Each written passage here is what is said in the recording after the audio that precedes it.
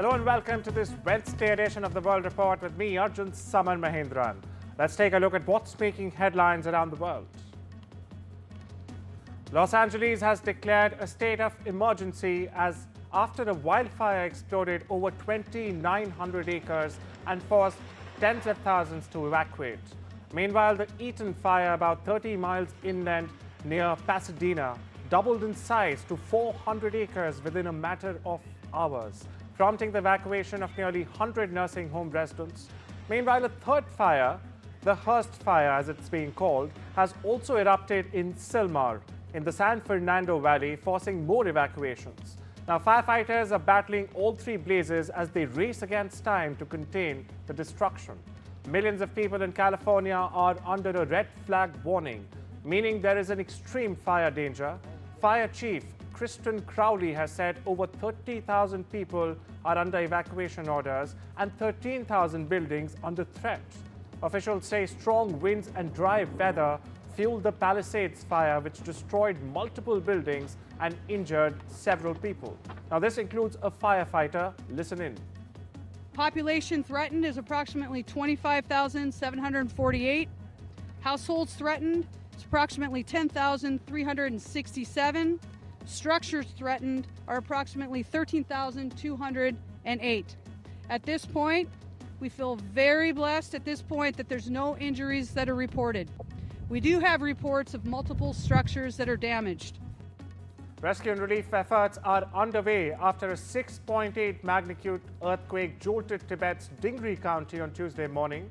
At least 407 people have been rescued after being trapped following the quake, while 14 resettlement sites have been set up to provide emergency shelter to more than 30,000 people displaced in the disaster. On Tuesday morning, a 90-year-old resident was also successfully rescued by local officers and cadres in a village in the country's Chulho township and was moved to emergency shelter after an all-site medical check.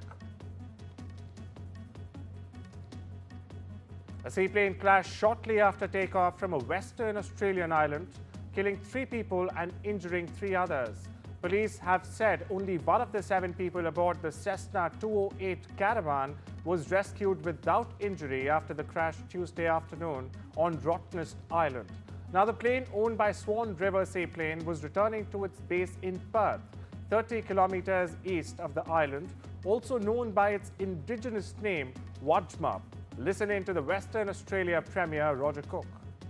It is my sad duty to confirm that 3 lives were lost when a seaplane crashed moments after takeoff at Thompson Bay.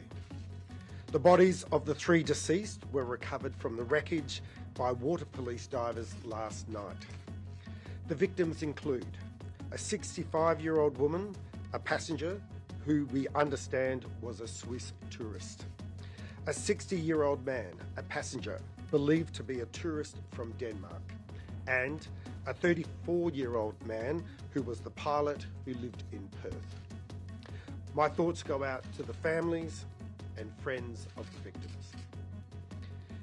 This is no doubt very difficult for everyone involved. And on behalf of every Western Australian, I want you to know that you're in our thoughts and in our prayers. 2 bodies have been found in the landing gear compartment of a JetBlue aircraft at a South Florida airport. Now, the aircraft had arrived in Fort Lauderdale from John F. Kennedy International Airport in New York. Paramedics declared both people dead at the scene. The agency's homicide and crime scene units are investigating the matter. It's the second time over the past month that the body has been found in the wheel well of an aeroplane.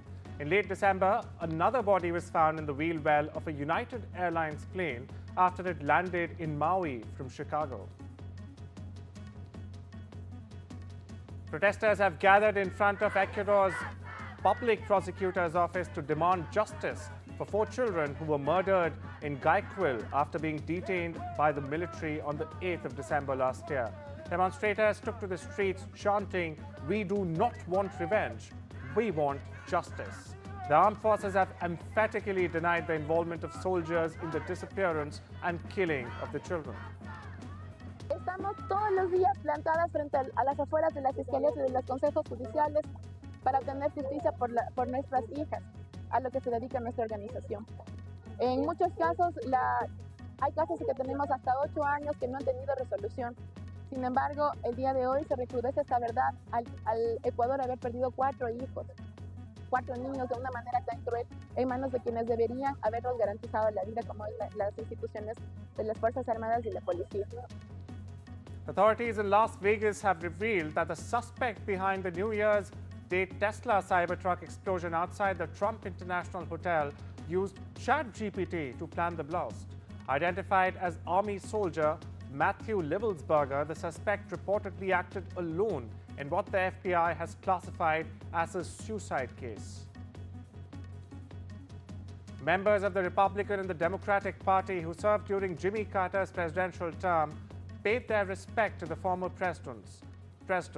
The military honor guards, a procession down Pennsylvania Avenue, and a service in the Capitol Rotunda continued public commemorations for Carter, who died on the 29th of December, aged 100. The former president will lie in state Tuesday night and again Wednesday before his remains are moved to National Cathedral. There, President Joe Biden will eulogize Carter. His remains, which had been lying in repose at the Carter Presidential Center since Saturday, left the Atlanta campus Tuesday morning, accompanied by his children and extended family members. South Korean anti-graft investigators secured a new court-ordered arrest warrant Tuesday for impeached President Yoon Suk-yeol, whose failed martial law bid threw the country into turmoil. The former star prosecutor has refused questioning 3 times after his bungled December 3rd martial law decree plunged South Korea into its worst political crisis in decades. As anti-graft officials and police got a fresh warrant from the same court that issued the first order, Yoon was believed to be holed up in his restaurant, surrounded by hundreds of guards preventing his detention. Over in the U.S., a Florida judge has temporarily blocked the release of a Department of Justice special counsel report that will detail findings from Donald Trump's classified documents case. Jack Smith led the 2 federal probes into Trump, one on alleged attempts to overturn his 2020 election and defeat, and other on his alleged mishandling of classified documents. Both cases against Trump were shelved when he won the re-election, but Mr. Smith's detailed report was due to be released. On Tuesday, a U.S. district judge who oversaw the classified documents case and controversially dismissed it last July temporarily barred Mr. Smith's or Garland from releasing, sharing, or transmitting the report. U.S. President-elect Donald Trump has escalated his expansionist rhetoric, saying he wouldn't rule out using military coercion to take control of Greenland or the Panama Canal for that matter. Now, Trump has issued threats against several U.S. partners. On Tuesday, he floated using economic force to annex Canada, though officials in those nations have staunchly pushed back. He also proposed renaming the Gulf of Mexico as the Gulf of America. Listen in. We're going to be changing the name of the Gulf of Mexico to the Gulf of America, which has a beautiful ring that covers a lot of territory. The Gulf of America, what a beautiful name. And it's appropriate. It's appropriate. And Mexico has to stop allowing millions of people to pour into our country. They can stop them. And we're going to put very serious tariffs on Mexico and Canada, because Canada, they come through Canada too, and the drugs that are coming through are at record numbers. So we're going to make up for that by putting tariffs on Mexico and Canada, substantial tariffs. Outgoing Canadian Prime Minister Justin Trudeau has slammed President-elect Donald Trump's argument that Canada should join the U.S. Trudeau took to social media platform X. He stated, "There isn't a snowball's chance in hell that Canada would become part of the United States. Workers and communities in both our countries benefit from being each other's biggest trading and security partner."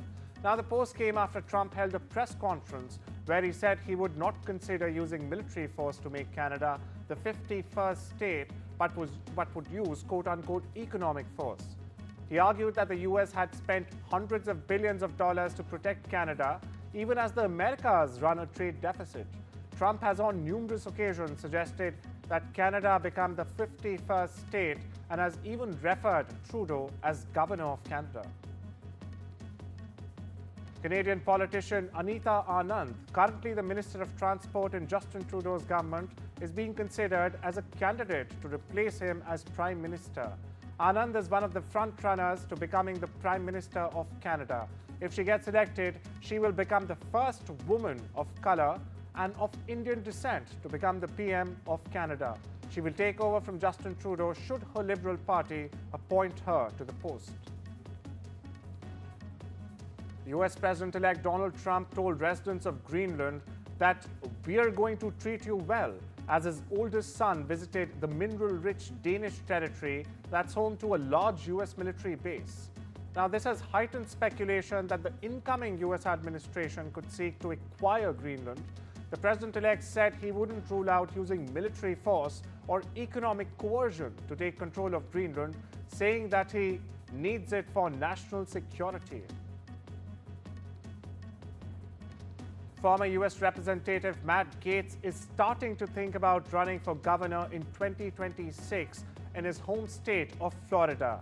The three-term congressman who represented Florida resigned in November after US President-elect Donald Trump chose Gaetz as his next US Attorney General. However, he withdrew from consideration for that job amid a storm of controversy. Florida has a limit of 2 consecutive 4-year terms for its governor. As a result, Florida will have to elect a new governor in 2026 once incumbent Ron DeSantis, who is already serving his second term, leaves office.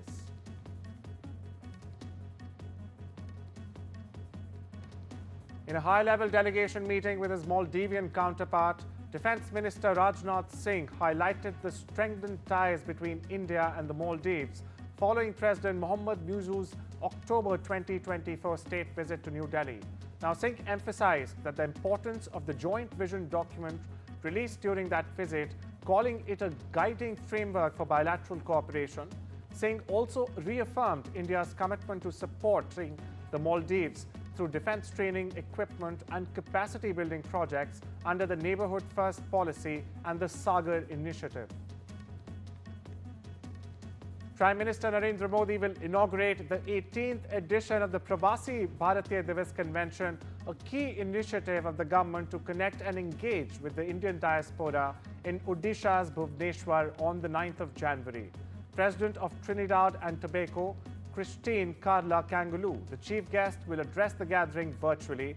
The Pravasi Bharatiya Divas is celebrated on the 9th of January to mark Mahatma Gandhi's return from South Africa to India back in 1915.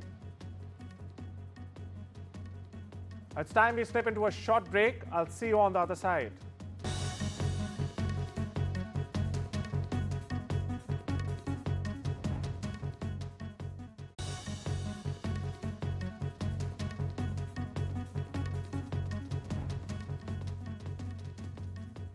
Welcome back. US stocks took a hit on Tuesday, wiping out early gains as fears of persistent inflation rattled investors. A Labor Department report revealed an unexpected rise in job openings for November, while December saw surging output prices in the services sector, reaching a near 2-year high. The data sent benchmark 10-year Treasury yields to 4.699%, the highest they've been since April 2024. Analysts warn the fight against inflation may last longer than anticipated. Chinese automaker Build Your Dream, or BYD, continues its expansion into the European market. On Wednesday, the company announced that its third shipment of nearly 5,000 new energy vehicles had set sail, reflecting growing global demand for clean energy cars. Tire giant Goodyear is streamlining its business by selling the Dunlop brand and related trademarks to Europe, North America, and Oceania to Japan's Sumitomo Rubber Industries for a whopping $701 million in cash. Goodyear will continue to sell Dunlop-branded passenger car tires in Europe until the end of this year and will pay royalties to Sumitomo under long-term agreements for certain truck tire sales. The U.S. National Highway Traffic Safety Administration has opened a probe into 2.6 million Tesla vehicles after reports of crashes involving its Smart Summon remote driving feature. Now, this follows an October investigation into Tesla's full self-driving software, linked to 4 crashes, including a fatal collision. The safety agency's new evaluation will examine potential risks posed by Tesla's self-driving technology. Microsoft is doubling down on India with a $3 billion investment to expand its Azure cloud and AI capacity. The 2-year plan, the company's largest in India by far, aims to build AI-enabled infrastructure and upskill the workforce. Now, this adds to Microsoft's broader global investment in AI as the US tech giant eyes India as a key growth market. Meanwhile, Meta CEO Mark Zuckerberg has announced a series of major changes to the company's moderation policies and practices on Tuesday, citing a shift in political and social landscape and a desire to embrace free speech.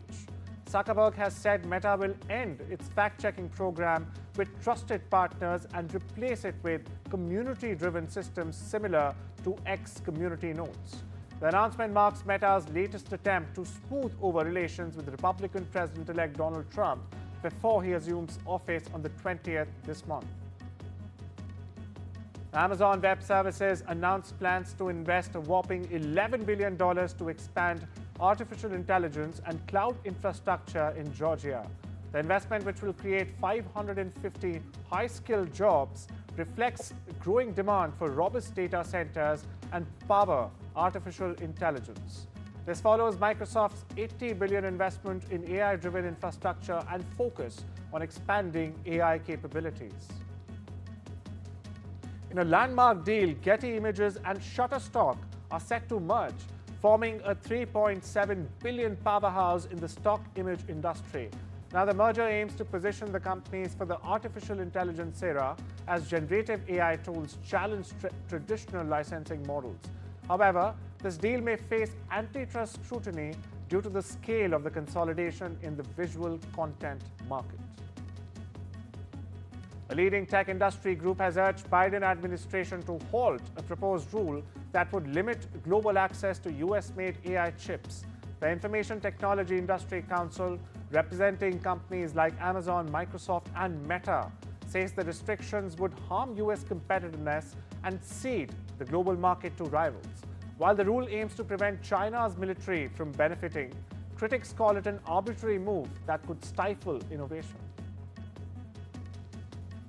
Emirati billionaire Hussein Sajwani has committed $20 billion to the US data center industry. He made the announcement alongside President-elect Donald Trump at his Mar-a-Lago resort. Trump highlighted this investment as a part of his broader push to strengthen domestic industries and limit China's access to advanced technologies. The move aligns with Trump's promise of economic growth, though some question the feasibility of such a large-scale investment. Real Madrid touched down in Saudi Arabia's Jeddah on Tuesday ahead of facing Mallorca in the semi-finals of the Spanish Super Cup or the La Liga at King Abdullah Sports City. The reigning La Liga champions will be looking to defend their Super Cup title, having comprehensively beaten Barcelona 4-1 in last year's final. Miss Alabama Abby Stockhard is now Miss America 2025.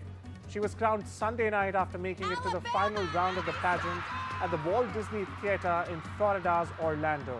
The crown and her fellow contestants cheered wildly as she tearfully took her crown and walked the stage with a Best Pageant wave. The title comes with a $50,000 scholarship. 22-year-old Stockhard beat out Miss Texas Annette Adeoyobo, who took home the first runner-up. Meanwhile, wrestling stars including Cody Rhodes and Seth Rollins celebrated the dawn of a streaming era as the 1,650th episode of Monday Night Raw from the Intuit Dome outside Los Angeles officially kicked off WWE's 10-year partnership with Netflix. Now, the agreement reached last January is worth in excess of $5 billion, with an option for Netflix to extend for an additional 10 years or opt out after 5. Speaking on a black carpet at the event Monday, WWE champion Rhodes described the shift as heavy. Listen in. I mean, it's heavy in a sense that I grew up in the industry. I knew about closed circuit and being in the theaters and WrestleMania and Starrcade, and then everything that wrestling did for pay-per-view and being a huge part of it. Had pro wrestling not been around, pay-per-view would not have been able to further itself and continue. And now being on the cusp of this now going to a streaming service, going fully to Netflix, if you do the numbers, that's what I mean by it's heavy. This will be the most watched wrestling show that ever happened.